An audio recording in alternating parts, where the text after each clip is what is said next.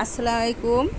আমি এখন রাঁধুনি রেডিমিক্স মশলা দিয়ে রোস্ট বানাবো, তাই রাঁধুনি মিক্স 1 প্যাকেট নিয়ে নিলাম। এতে পানি মিলাবো একটু, তারপর টক দই আস্তে আস্তে সব মশলা দিয়ে দেব। টক দই দিলাম, শুকনো মরিচের গুঁড়া দিলাম 1 চামচ, 3 চামচ সস দিলাম, দিয়ে নাড়াচাড়া করে 1 গ্লাস পানিতে কুসুম গরম পানি দিয়ে দুধ মিলাই নিলাম, লবণ দিয়ে মাংস মাখিয়ে নিলাম। 10 মিনিট রেস্টে রাখতে হবে। পেঁয়াজ বেরেস্তা ভেজে নিলাম। এরপর তেল গরম হয়ে আসলে আস্তে আস্তে মুরগিগুলো লাল করে ভেজে নেব। মুরগিগুলো আস্তে আস্তে ভেজে নেওয়ার পরে কড়া থেকে তুলে নিয়ে আরেকটা কড়াতে তেল দিয়ে কিছু পেঁয়াজ দিয়ে পেঁয়াজটা নরম হয়ে গেলেই 2টা কালো এলাচ, 4টে সাদা এলাচ, 3 টুকরা ডালচিনি দিয়ে দিব। দিয়ে একটু নাড়াচাড়া করে পেঁয়াজ, রসুন বাটা, আদা বাটা 1 চামচ করে দিয়ে দিলাম। কিছুক্ষণ নাড়াচাড়া করতে হবে, যতক্ষণ কাঁচা ফ্লেভারটা চলে যায় ততক্ষণ নাড়তে হবে।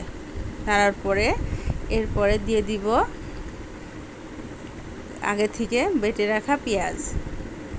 1 বাটি পেঁয়াজ দিয়ে দেব, কারণ পেঁয়াজ বেশি দিলে গ্রেভিটা বেশি হয়, সুন্দর হয়। একটু লবণ দিয়ে দিলাম স্বাদ মতো, দিয়ে কষাই নিতে হবে।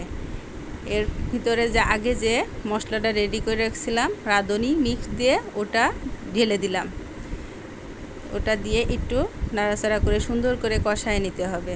তেল ছেড়ে আসলে হবে না, একটু ভালো করে কষাতে হবে। আগে থেকে বাদাম বাটা 20-22টা মতো বাদাম, চীনা বাদাম, কাঠবাদাম ব্লেন্ডার করে নিয়েছি, ওটা দিয়ে দিলাম। এরপরে ভেজে রাখা মাংসগুলো দিয়ে দিলাম, দিয়ে উল্টায় পাল্টায় নিতে হবে। এই পানিটুকু শুকায়ে গেলে তারপর আরেকটু পানি দিতে হবে।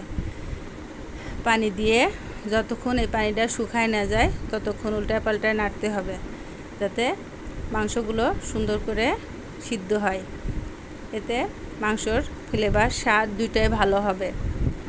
দেখতে সুন্দর না দেখা গেলে খাইতেও মজা লাগে না।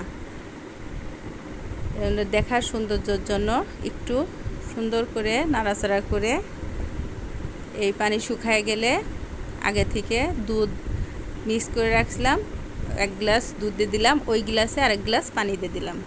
দিয়ে সুন্দর করে নাড়াচাড়া করে কিছুক্ষণ নাড়াচাড়া করতে হবে। এই তো, আপনারা যদি আমার রান্না ভালো লাগে লাইক, কমেন্ট, শেয়ার করবেন।